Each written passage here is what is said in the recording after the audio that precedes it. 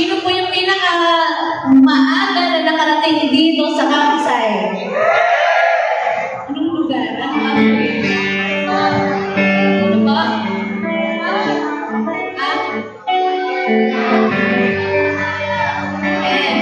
Sige po.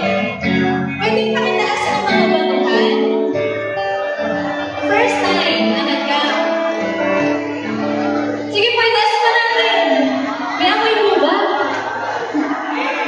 Yan. So, praise the Lord. Kasi marami po tayong mga baguhan at mga datihan. Amen po? Kaya sino din mo excited na? Ikaw naman nakasamahan mo na. Amen. Alam niyo po ako din, sobrang excited ko. Parang yung nagka-countdown ko na ilang araw na lang, 5 days na lang, 4 days na lang. Bakit po? Kasi mga matatagal na po yung mga nagka-camping dito eh. Mga ilan na matatagal na. More than 10 years na. Pero bakit nandun pa na excited? Kasi alam niyo po, alam ko na ang bawat isa sa atin dito ay katatanggapin at kakausapin ng Panginoon. Amen po?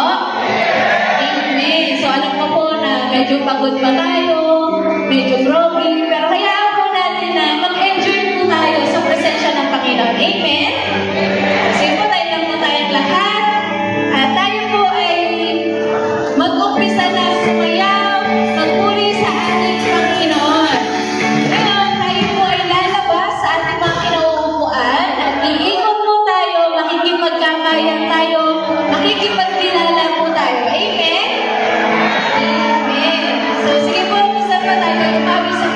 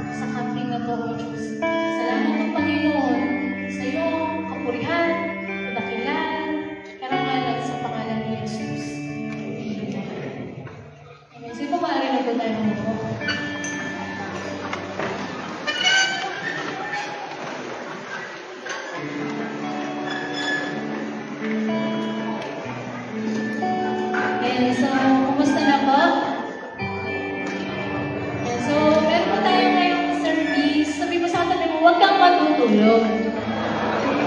Yan. So, ilang araw mo yung camping natin?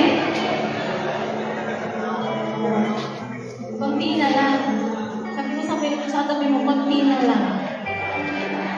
Yan. So, susulitin po natin yung camping po natin. Amen?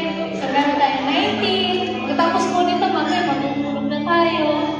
Kasi bukas maaga tayo gigising. 20, 21, tapos 22, uwi na. Ganun lang mabilis. Kaya sabi mo rin sa katabi mo, huwag mong tutulugan. Amen po.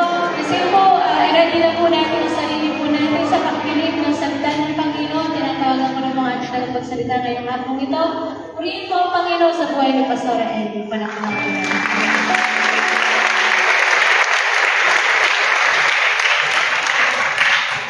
Amen. Praise the Lord. Yan, magandang hapon po sa bawat isa. Welcome, campers! Hindi po natin praise the Lord! Welcome, campers!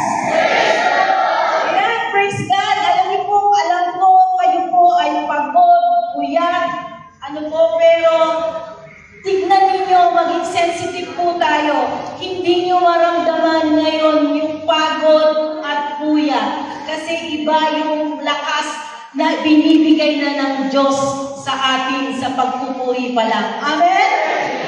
Sino nakakaramdam nun? Nakaramdam. Sabi ng praise God. Praise God! Ayan po. So, ngayon po ay mid-year camp po natin. Ayan po. At napakabuti ng Diyos sa buhay ng bawat isa. At tayo po ay pinarating niya po rito sa camp ng safe. Ayan po. Ay kailangan lang po ay palagi lang po tayong masaya kasi nakarating ka dito sa camp. Sabihin mo sa katabi mo, palagi ka lang nakangiti, ha? O, ipakita mo naman yung ngiting maganda. Ayan. So, ngiti-ngitian mo lang kasi pagod yan physically, but spiritually, ay hindi na mapapagod yan dito sa camp. Amen po? So, yun nga, wini-welcome po natin yung bawat isa. At tayo po ay, yung iba mga wala pa po dito, at yung iba naman po ay hahabol, ganyan, alam niyo po ba napakaganda ng team natin? Ang team natin ay alam niyo po ba yung team natin? Are you ready? Okay? Handa na ba po ba tayo sa gagawin ng Diyos sa camp na ito? Mukhang mahina. Handa na ba tayo sa gagawin ng Diyos sa camp na ito? Praise the Lord. Yan. So, alam niyo po, sabi niya, maging handa ka, maghanda ka. No? O handa ka na ba? Dito po sa camp, ay hindi po tayo agad nakakapag-umpisa kasi po ay naghahanda din tayo. Kung paano po tayo naghanda ng bago pa mag-camp, unang-una ay ipinag-pray na natin ito. So kung kasama ka sa contribution ng prayer, umasa ka na mayroong gagawin ang Diyos na sa buhay mo na pagbabago. Amen po? Ang paghahanda po, pinaghahanda po tayo ng Panginoon dito. Meron pa minsan medyo magulo pa, ay hindi pa natin alam kung saan yung mga rooms po natin, hindi pa natin alam kung sino yung mga kasama natin. So yung mga kasama mo ngayon ay yung katabi mo ngayon, yung mga kasama mo ngayon, ay yung pa rin nasa church, Pero iaayos lang muna natin at magkakaroon po tayo ng kanya-kanyang mga counselors at grupo. Kasi syempre po, ang ating Panginoon ay Panginoon ng kaayusan. God is God of order. Kaya ngayong hapon ito ay magkaroon muna tayo ng pag-welcome po sa bawat isa sa atin. Excited ka ba na nandito ka ngayon? Yes! Sino dito yung pinilit, tinulak, at yung nag-oo ka na?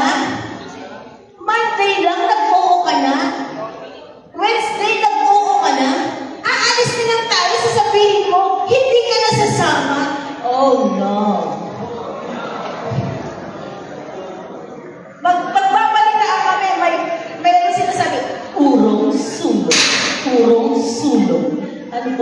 Pero alam niyo po, mapalad yung nandito ngayon sapagkat napagtagumpayan ninyo, ang pag-i-invite sa inyo ng mga pastors and workers po natin, at nakarating po kayo.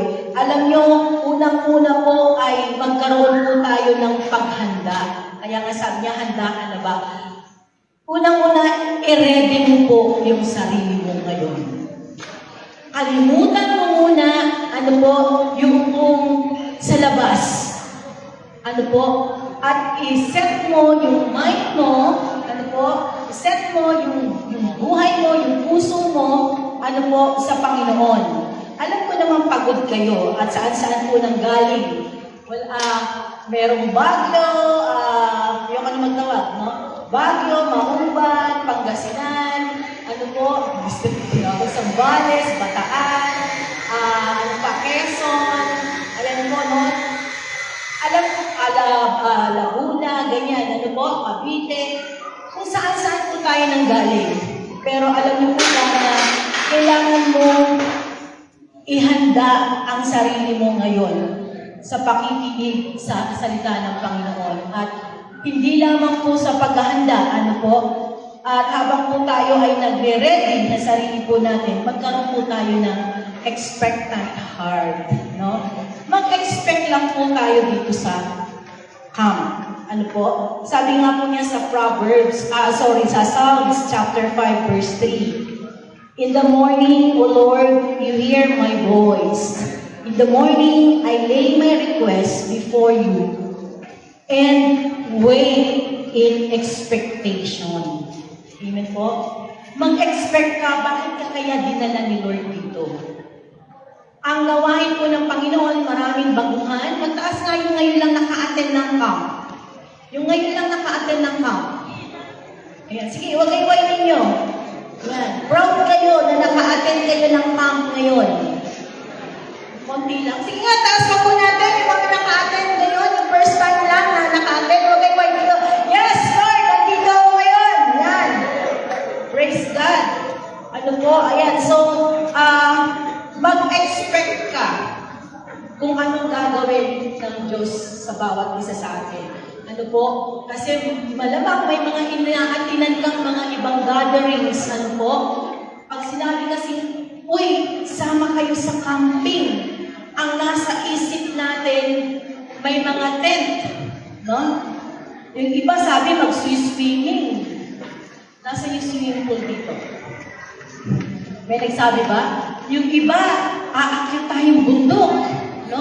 Camping Yung iba ay, iba yung expectation nila. Pero alam niyo po, ngayon, nandito na po tayo sa camp ng Rema, mag-expect po kayo ng gusto ninyong gawin ng Diyos sa inyo o na may dala-dala kayong problema, may dala-dala kang katanungan, may dala-dala kang bigatin sa puso mo, may dala-dala kang gustong mabago sa buhay mo. Okay po? Mag-expect ka na yan ay mabibigyan ng kasagutan ng Panginoon.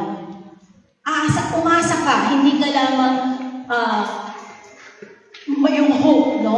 Kundi mag-expect ka na talagang ibibigay ni Lord sa'yo. Yun po. At alam niyo po ba, ang expectation po, yung attitude ng expectation, nagde-demands ng action.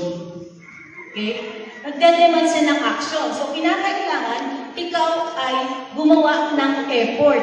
Mag-effort ka. Katulad nga, tingnan natin sa agricultural illustration, ay ang isang magsasaka, magtatanim yan, at yan ay didiligan niya, aararuhin niya, at everyday ay tinitignan niya, inaayos niya, hindi lamang siya by hope, kundi nag-e-expect siya, umaasa talaga siya. Dahil may ginawa siya, dun sa kanyang pananim, na siya ay aani, mag-harvest. Amen po. At ngayon dito sa camp, mga kapatid, kung ikaw ay magkakaroon ng expectant heart sa buhay mo, ngayon lang tayo 4 na araw, 3 days, 2 days na, kung tutuusin, mag-expect ka na merong gagawin ang Diyos sa'yo, hindi lang mo, pero magbibigay ka ng effort mo. Ibig sabihin na magbibigay ng effort mo ay, dito kasi sa camp, may mga rules. Yan. May mga rules na dapat po nating sundin. At kung nagawa mo yun, yung yung mga rules na dapat nating sundin. Okay po? Dahil meron po tayong mga services, meron po tayong divided seminar, meron po tayong mga devotion and prayers, kakausapin ka ng Diyos dyan sa mga activities na yan at may mga rules din na dapat mong sundin. Sabi ko nga kanina, ang attitude nag-e-expect yan, no? Yung expectation, ang attitude patungkol sa expectation ay magde-demand ng action. Okay? Maging matapat lang po tayo. Sabi niya po sa Hebrew chapter 10, verse 23, magpakatatag tayo sa ating pag-asa at huwag mag-aalinlangan sapagkat tapat ang nangako sa atin. Pag nakita ng Diyos yung puso mo, na nandoon yung expectant heart, ibibigay niya yung mga katanungan mo at yung buhay mo na nung pumasok ka dito, I assure you, lalabas ka na hindi na yung tulad ng dating pagpasok mo dito. Amen? Kung dating ikaw ay Simongotera, sino rito Simongotera? Alam niyo yung muso umaabot hanggang sa, tenga, sa gilid, yung hindi makita yung pagngiti, ina-example ko yan kasi nung ako'y kabataan, ganun ako. No? Hindi katulad sa kapatid ko, talagang bumiskis ako, Simongotera ako. Pero nung nakilala ko ang Panginoon, nung umilos ang Diyos sa akin, yung tinanggap ko ang Panginoon bilang Panginoon sarili at pagligtas, alam niyo po, na ibigay sa akin yung joy ni Lord. Amen! Ayan, kaya po, pag uwi mo, tignan mo yung katabi mo, ano bang klaseng mukha yan? Pagod. Haggard po sila. No? Ayaw pang magpa-picture yan ngayon. Bukas yan, sagana sa selfie na yan. Kasi nakapag-ayos na, nakarelax na. Amen po. Yung dating ikaw ay magiging bago na. At kung hindi ka marunong ngumiti, I assure you, pag alis mo dito, yung kung ayaw mo na umalis, then masayang-masaya ka rito. Yung hindi mo talaga namang halakak na. Amen po. Dahil nabago na ng Panginoon. Amen po. Magsabi nga ng amen na natutulog. May tulog. Praise God. Huwag ka mo nang matulog. So, magkaroon ka ng paghahanda sa sarili mo, i-ready mo yung sarili mo. May gagawin ng Diyos. Simula ngayon hanggang sa kanina pa lang, kumikilos na siya sa'yo. Kumikilos na siya sa atin. Ramdam niyo po ba? At kung ikaw ay nakahanda, naasahan mo yung himalang gagawin niya, makikita rin yung pagpapakumbaba sa'yo. Amen po? Yung kailangan maging humble lang tayo. Amen po? Kasi sabi ko nga kanina, may rules.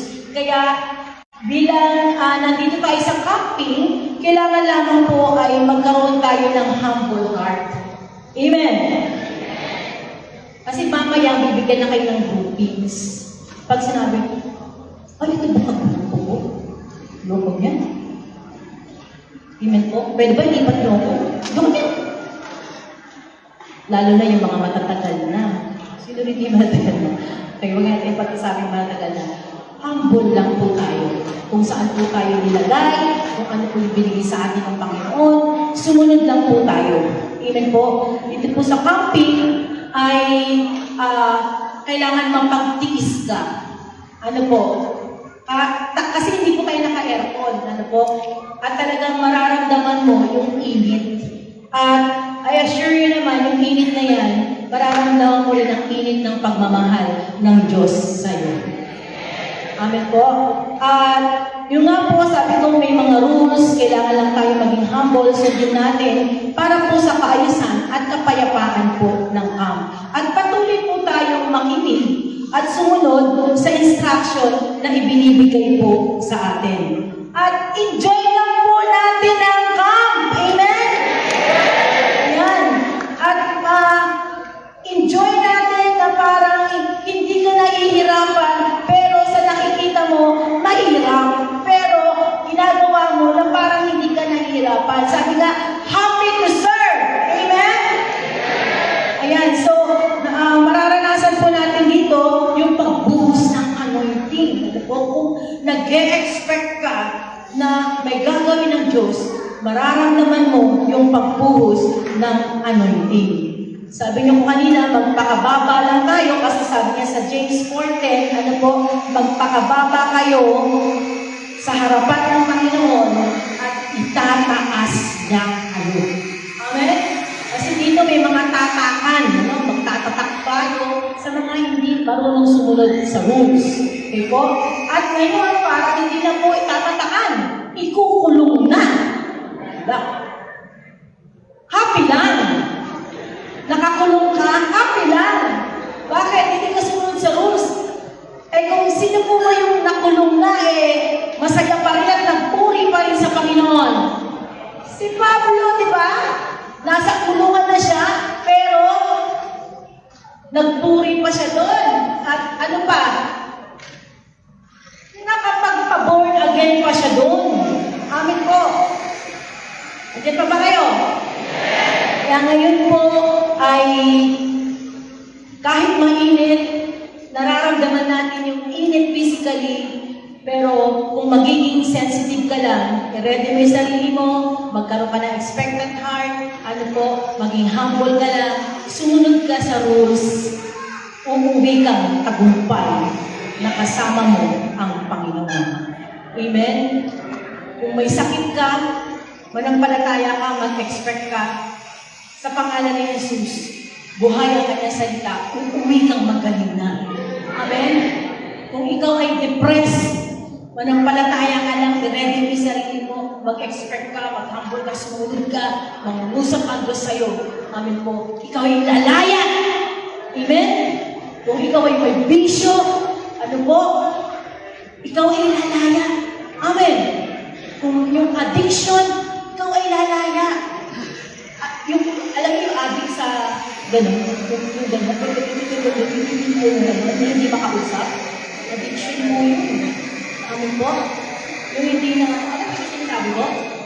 Ha? Wait! Ayaw mag-distract eh. Ano po? Hindi niya alam yung sarili yan. Ano na, na-addict na sa gano'n. So, alam niyo po, lalaya ka. Mag-expect ka lang sa Panginoon. Amen?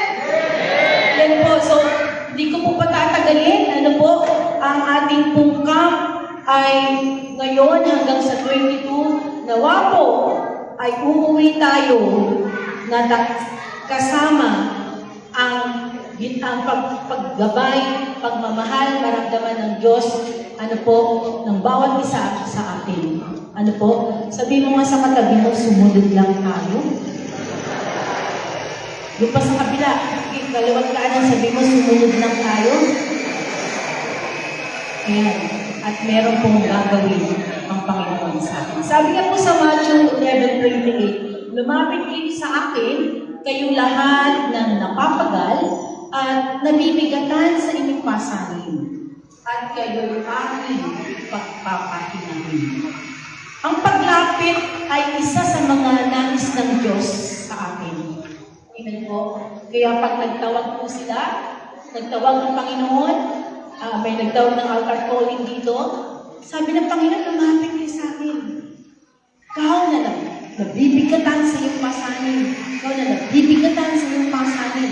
Hindi po natin alam kung ano yung dala-dala natin. Hindi ko po alam kung ano yung dala-dala ng bawat isa na problema o ng mga katanungan. Ano po? Pero ang sabi lang ng Panginoon, lumapit kayo sa akin, kayong napapagal at nabibigatan sa inyong pasanin. Ano po? At ano pong ibibigay ng Panginoon? May pangako siya. That's the promise of God. I will give you rest. Ano po? Yung alam niyo yung torture ka na sa labas, sobrang magulo sa mundo, ano po, sa labas. Pero ang pangako ng Diyos, sa kabila ng kaguluhan na yan, amen po, I will give you rest. Amen. At sino po ang gustong makatanggap ng kapayapaan sa buhay? Magsabi ng amen. Ayan. So, lumapit tayo sa Panginoon at ibibigay niya sa atin yung kapahingahan at kapayapaan sa Panginoon. Amen po? At dito po ay walang stranger. Lahat po tayo ay walang stranger. Ano po? Iisa po tayo sa Panginoon. Tayo po ay God the Father, God the Son, at God the Holy Spirit. Ano po? At siya ang ikilos sa atin sila. Ikilos sa atin sa kalagitnaan natin at mararanasan natin. Amen po. Ang kabutihan ng Diyos at pagmamahal ng Diyos. So, anong dapat mong gawin? Una, ay i-ready mo ang sarili mo. Ano po?